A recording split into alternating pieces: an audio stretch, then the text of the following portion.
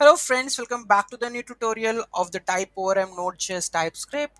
Today we are going to learn about the one-to-many relationships. In the last video we have discussed this one. Now the video is many-to-many relationships we have to create.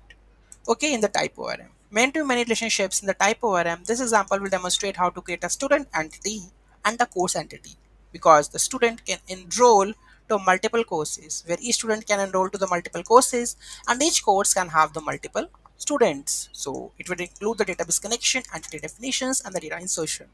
Okay, so this is the orm config.js file. So you have to just paste over. Already those who are following the video, they know each and everything, right?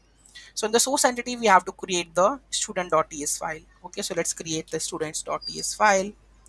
Okay, entity student.ts file. Let's update this code with this, and here we have to establish the many to many relationships with the codes. But here the course I think we haven't created, so let's create the course entity also. Okay, so let's create the course entity, and here we go with our many to many relationship. Course students establishes a many to many relationship with the course entity. Join table creates a join table to store the relationships between the students and the course entities. Okay, I think course entity we have done already. Course.t is not yet. So let's paste this code. And here are also many to many relationships. Okay, so this is how you can build that part. And many to many here student.courses defines the inverse relationship, indicating that each course can have the multiple student entries. Okay, and this is the data that we are going to set. Okay, just save this. This is the next topic. Okay, so let's add the code, save it, done. Index.ts file is the main one. So let's add this code over there. Let's comment this.